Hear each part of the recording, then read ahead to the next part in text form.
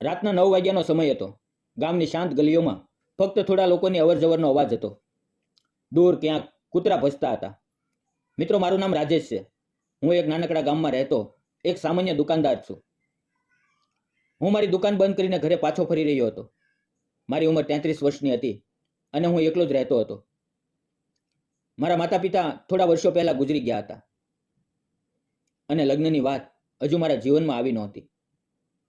ઘરે પહોંચતા જ મેં દરવાજો ખોલ્યો અને ચૂલો સળગાવવાનું શરૂ કર્યું. રાતનો શાંત માહોલ હતો અને હું ખાવાનું બનાવવાની તૈયારી કરી રહ્યો હતો. અચાનક દરવાજે ધીમા ટકોરા થયા. આટલી રાત્રે કોણ હશે એવું વિચારીને હું થોડો ગભરાયો, પણ દરવાજો ખોલ્યો.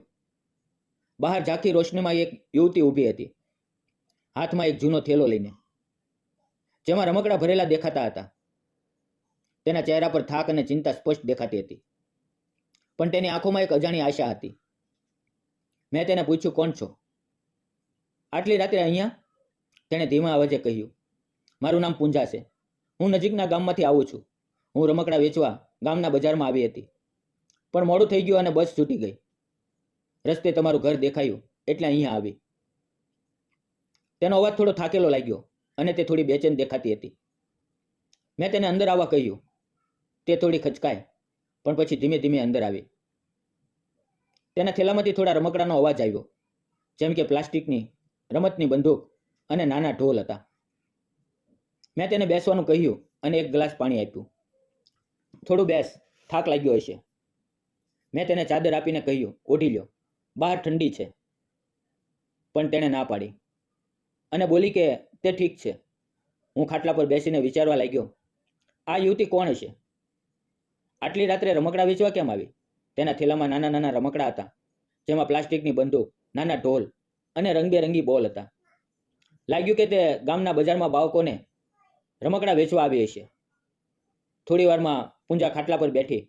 તેના ચહેરા પરથી સાદગી અને શાંતિ મને આકર્ષક લાગી. તે લગભગ 25-26 વર્ષની હશે.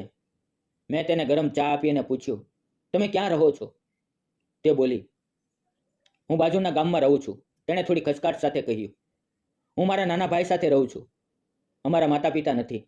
હું ગામડાઓમાં રમકડા વેચું છું, જેથી ઘર ચાલે.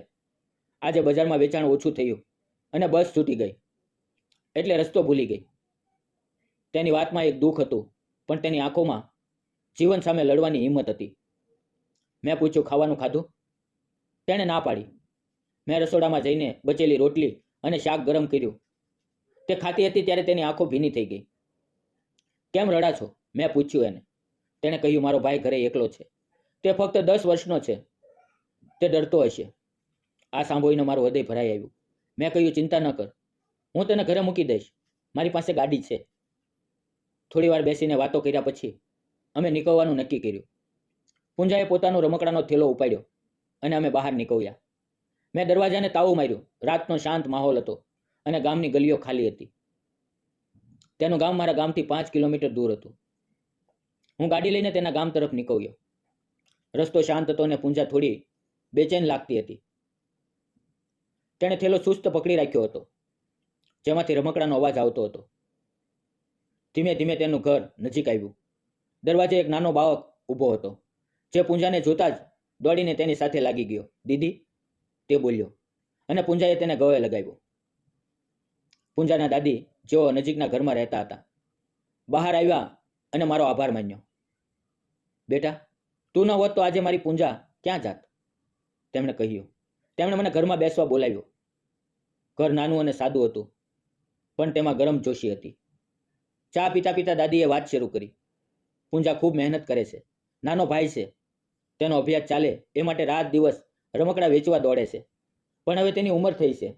લગ્નની વાત વિચારવી પડશે. મેં પૂંજા તરફ જોયું. તે શરમાઈને માથું નીચું કરી રહી હતી. મેં દાદીને મારા વિશે જણાવ્યું.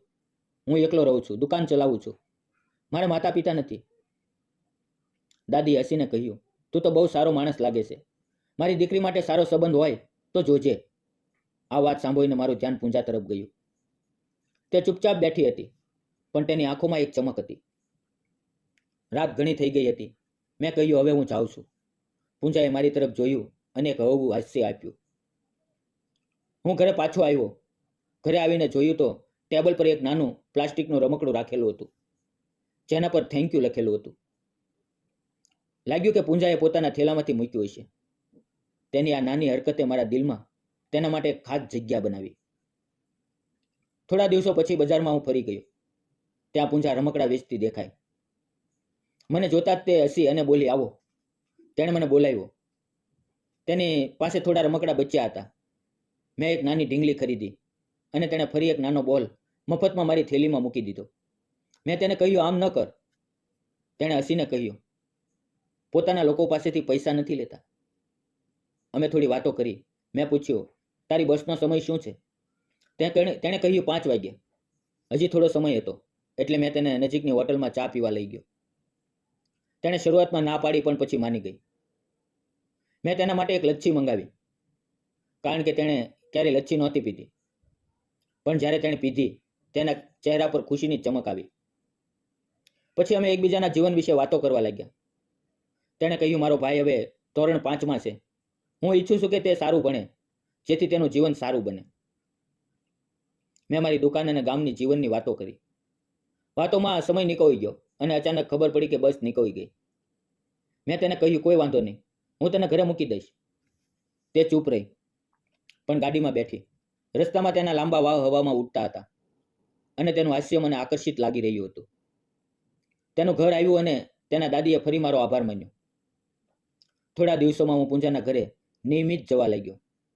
તેનો ભાઈ મને શેઠ કહીને બોલાવતો. એક દિવસ દાદીએ મને બોલાવીને કહ્યું, રાજેશ, તું સારો માણસ છે. પૂંજાને તારા જેવો સાથી મળે તો તેનું જીવન સુધરી જાય.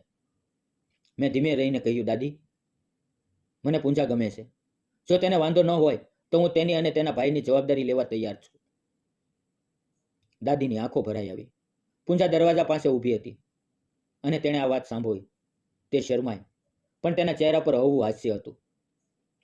થોડા મહિનામાં મારા લગ્ન નક્કી થઈ ગયા. ગામના લોકોએ અમને આશીર્વાદ આપ્યા. લગ્ન પરંપરાગત રીતે ખૂબ ધામધૂમથી થયા. લગ્નની રાત્રે ઘરમાં ફૂલોથી સજાવેલો ખાટલો હતો. ઝાંખી રોશનીમાં પૂંજા શરમાતી બેઠી હતી. મેં તેના હાથમાં એક ફૂલ આપ્યું અને અમારી નજરો મળી. તે દિવસથી અમારું નવું જીવન શરૂ થયું. પૂંજાનો ભાઈ હવે મારો નાનો ભાઈ બની ગયો. અમે ત્રણેય એકબીજાનો સહારો બન્યા. સમાજે ઘણી વખત સવાલો ઉઠાવ્યા, પણ અમે દ્રઢ રહ્યા.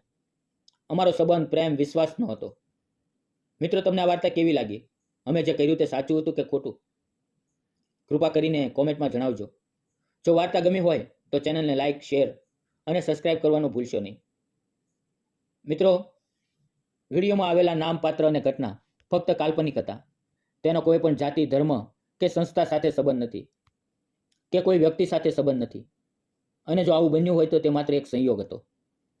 આ વાર્તા ફક્ત મનોરંજન અને શૈક્ષણિક ઉદ્દેશથી બનાવવામાં આવી હતી. તેને અન્યથા ન જોશો. મિત્રો, આવતીકાલે વિડીયો જોવાનું ચૂકશો નહીં. ફરી મળશું. ત્યાં સુધી તમારું ધ્યાન રાખો. ધન્યવાદ મિત્રો.